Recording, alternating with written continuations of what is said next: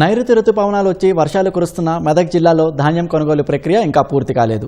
Milling పాయింట్ల వద్దే లారీలు అన్లోడ్ కాకపోవడంతో కిలోమీటర్ల మేర వారాల తరబడి లారీలు నిలిచిన పరిస్థితి కనిపిస్తూ ఉంది. మెదక్ జిల్లాలో లారీల సమస్య లేదని, హమాలీల కొరత ఉండడం వల్లనే మిల్లింగ్ పాయింట్ల వద్ద లారీలు బారులు తీరుతున్నాయని మిల్లర్లు చెబుతున్నారు. 5 రోజుల్లో అధిక హమాలీలను ఏర్పాటు చేసి కొనుగోలు కేంద్రాలలో మిగిలిన ధాన్యం ప్రక్రియను పూర్తి చేస్తామంటున్న జిల్లా రైస్ మిల్ అసోసియేషన్ అధ్యక్షుడు వీరేశంతో మా ప్రతినిధి శేఖర్ ముఖాముఖి. ఆరుగాలం కష్టపడి పండించినటువంటి పంటను అమ్ముకోవడానికి రైతులు నానా ఇబ్బందులు పడతా ఉన్నారు. అయితే దాదాపుగా మెదక్ జిల్లాలో కొనుగోలు కేంద్రాలు ప్రారంభించి 2 నెలలు అవుతున్నప్పటికీ ధాన్యం మాత్రం తూకం జరగడం లేదు. అయితే దాదాపుగా మనకు ఈ లారీల సమస్య, హమాలీ సమస్య అనేటువంటి పెద్ద ఎత్తున పేర్కొపోవడం ద్వారా ఈ కొనుగోలు కేంద్రాల్లో తీవ్ర జాప్యం అనేటువంటి జరుగుతూ ఉన్నది. అయితే దీనికి సంబంధించి అసలు లారీల సమస్య ఎందుకు ఏర్పడ్డది, మరి హమాలీ సమస్య గల కారణాలు ఏంటి అనేటువంటి విషయాన్ని మనతో పంచుకోవడానికి జిల్లా రైస్ మిల్ అసోసియేషన్ అధ్యక్షుడు వీరేశం మనతో ఉన్నాడు. మరిన్ని వివరాలు ఆయన అడిగి తెలుసుకునే ప్రయత్నం చేద్దాం. సార్, ముఖ్యంగా మన మెదక్ జిల్లాలో అయితే అసలు ఈ లారీలు రాకపోవడానికి గల ప్రధాన సమస్య ఏంటి? ఈ సమస్య ఎలా ఉత్పన్నమైంది? లారీల కొరత అనేది అసలే లేదు. లారీల కొరత లేదు. ముఖ్యంగా జరిగేది అంటే అమాలిస్ కొరత. మన తెలంగాణలో అమాలిస్ ఎవరు కూడా పనిచేయడం లేదు. బయట రాష్ట్రాల నుంచి అమాలిస్ రావాలి. ఈ విపరీతం ఎండలు కొట్టడానికి ఇంచుమించు 45 డిగ్రీస్ ఎండ ఉంది. ఈ 45 డిగ్రీస్ ఎండను బట్టి అమాలిస్ కూడా చాలా వరకు పనిచేయడం లేదు. పొద్దంతా ఎప్పుడు అంటే సాయంత్రం ఒక 3-4 గంటలు, మార్నింగ్ ఒక 3-4 గంటలు చేయడం వలన పనులు మొత్తం ఆగిపోయి, లారీలు ఆగిపోయి ఇబ్బందులు జరుగుతున్నాయి. లారీల కొరత లేదు, రైస్ మిల్లర్ల ఇబ్బందులు లేవు. రైస్ మిల్లర్లు కూడా మాక్సిమం ఇప్పటి వరకు మనకు వచ్చిన పంట 4 లక్షల పైసలు పంట వస్తే ఒక 50,000 వాళ్ళు ఇంటర్మీడియట్ గోదాంలో తీసుకున్నారు. ఒక 60,000 మెట్రిక్ టన్నులు రా రైస్ మిల్లర్ తీసుకున్నారు. మిగతా మొత్తం ఒక 3 లక్షల వరకు బయలు రైస్ మిల్లర్ తీసుకున్నారు. ఒకవేళ దిగుమతులు అనేది ప్రాబ్లం ఉంటే, రైస్ మిల్లర్ ప్రాబ్లం ఉంటే ఇంతగానం కూడా తీయదు కదా. 3 లక్షల చిల్లర మెట్రిక్ టన్నుల ప్యాడీ ఇప్పటి వరకు రైస్ మిల్లర్, రారీ రైస్ మిల్లర్ కావచ్చు, బయలు రైస్ మిల్లర్ కావచ్చు, 3 లక్షల చిల్లర ప్యాడీ ఇప్పటి వరకు దిగింది ఇక్కడ మెదక్ జిల్లా మొత్తంలో. అమాలి బయట రాష్ట్రాలకి నువ్వు రావట్లేదు. బీహార్ అనుకోండి, ఛత్తీస్గఢ్ అనుకోండి, పంజాబ్ అనుకోండి, మిగతా రాష్ట్రాలకు చాలా వరకు వస్తుంది. వాళ్ళ కొరత కూడా బాగా ఉంది. వాళ్ళ దగ్గర కూడా ప్రభుత్వాలు మారిపోయినాయి. ప్రభుత్వాలు వాళ్ళకు కూడా ఉచిత పథకాలు, ఈ పథకాలు ఇవ్వడం వల్ల వాళ్ళు కూడా పని చేయడం లేదు, కొంతమంది రావడం లేదు. ముఖ్యంగా ఇబ్బంది జరిగేది హమాలీస్ వల్లని, మిగతా ఇబ్బంది ఏం లేదు. మళ్ళీ ఇంకోటి ఏంటి అంటే ఎప్పుడు కూడా మాకు గత 10 సంవత్సరాలు చూసుకుంటే ఇంత పెద్ద ఎత్తున పంట ఎప్పుడు కూడా రాదు. ఎప్పుడున్నా 4 లక్షల లోపలనే ఉంది. ఈసారి ఏమైంది అంటే 4 లక్షలు దాటిపోయింది. కొన్ని రైస్ మిల్ డిఫాల్ట్లు పడి 170 రైస్ మిల్ పోయి 102 రైస్ మిల్ అయినాయి.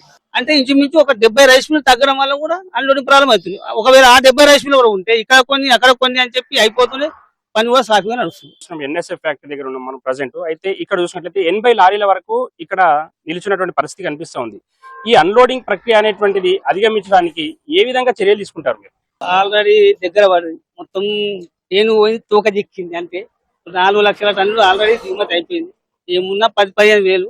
అన్లోడింగ్ ప్రక్రియ అంటే ఇక్కడ ఎన్ఎస్ఎఫ్ దగ్గర ఒకటి ఎక్కువ మొత్తం జామ్ అయిపోయింది. మిగతా దగ్గర ఏం జామ్ లేవు. ఇక్కడ కూడా మొన్న వరకు 10 లారీలు, 15 లారీలు, 20 లారీలు దిగినాయి. నిన్నటి నుంచి కొంచెం ప్రాబ్లం ఉంది. అమాలిస్ రావడం లేదు. అంటే ఎండలకు భయపడి అమాలిస్ కూడా వెళ్ళిపోయారు. అమాలిస్ కూడా మళ్ళీ ఈరోజు వస్తారు, తెప్పిస్తారు. సార్ వాళ్ళు మారింది. ఎందుకంటే సార్ వాళ్ళ కంట్రోల్ వేసుకున్నారు. డిఎం వాళ్ళ కంట్రోల్ ఉన్నది. డిఎం గారు కూడా మాట్లాడిన మేము పొద్దున. డిఎం గారు కూడా ఇంకా 20-25 మందిని పిలిపిస్తున్నారు. పిలిపిస్తారు. ఎప్పటి నుంచి సాఫీగా తాగుతుంది, సరిపోతుంది.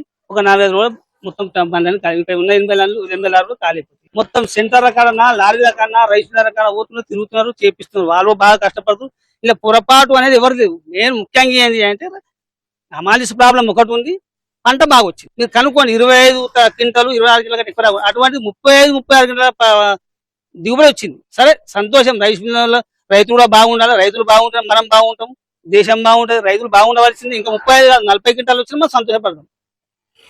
ధాన్యం ఇంకా ఎంత వస్తుందని అంచనా వేస్తారు? ఎంత లోపల ఈ ధాన్యం దిగుబడి అన్లోడింగ్ అనేటువంటి పూర్తి అయితే అంచనా వేస్తున్నారు? 4 లక్షల మెట్రిక్ టన్నులు అయిపోయింది. ఏమున్నా ఇంకొక 20-25 వేలు వస్తుంది. ఏ మొత్తం ఏ టోటల్ లెక్కున్నా ఒక 4,30,000 నుంచి 4,40,000 వరకు రావచ్చు. ఇంతవరకు జరిగింది ఏమున్నా 10-20 వేలు ఉంది. అయిపోతుంది. 4-5 రోజులు మొత్తం సెంట్రల్ కంప్లీట్ అయిపోతాయి, దిగుమతులు కంప్లీట్ అయిపోతాయి. ఒకటి ఏంటి అంటే ఈ 4-5 రోజుల వరకు వర్షాలకు ఏ ఇబ్బంది లేకుండా రైతులు గడ్డబడితే అంతకన్నా మిక్కిలేం లేదు. ప్రభుత్వం కూడా మంచిగా సహకరిస్తుంది. డబ్బులు కూడా 2 రోజుల 3 రోజులు డబ్బులు పడుతుంది. 48 అవర్ డబ్బులు పడుతున్నట్టు రైతులకు. గవర్నమెంట్ బాగానే ఉంది, రైతులు బాగుండాలి, మనం బాగుండాలి. అందరూ జరిగేది ఏంటి అంటే ఏం ముఖ్యంగా వస్తున్నాయి అమాలిస్ ప్రాబ్లం బాగా వస్తుంది. మాకు కూడా మిల్లింగ్ ఛార్జెస్ పెంచాలి, ట్రాన్స్పోర్టింగ్ పెంచాలి. మాకు కూడా చాలా ఇబ్బంది ఉన్నాయి. మిషనరీ మొత్తం లేటెస్ట్ మిషన్లు అయిపోయింది. ప్రతి మిషనరీ లేటెస్ట్. పెట్టుబడి ఎక్కువ అయిపోయింది, ఇన్కమ్ తగ్గింది. ఇంకోటి మీరు గుడ్డి ఒకటే గుర్తు, చిన్న లాజిక్, మాకు ఒకవేళ ఇన్కమ్ ఉంటే మేమే ఎంబడి తీసుకుంటాం కదా. జిల్లాలో ఉన్నటువంటి 2 ట్రాన్స్పోర్ట్ ఏజెన్సీలు ఏవైతున్నాయో సరిపడినటువంటి లారీలు లేకున్నా టెండర్ దక్కించుకున్నారు అనేటువంటి ఒక ఆరోపణ కూడా వినిపిస్తుంది. అసలు మీకు సరిపోయినటువంటి లారీలు ఉన్నాయా? ఈ లారీలు లేకపోవడం ద్వారానే ఇంత పెద్ద ఎత్తున ధాన్యం అనేటువంటిది పేరుకుపోయింది, లారీలు అనేటువంటి వస్తలేవు అని చెప్పి ఒక ఆరోపణ రైతుల నుంచి పెద్ద ఎత్తున వినిపిస్తుంది. దానికి ఏం చెప్తారు? చాలా తప్పు.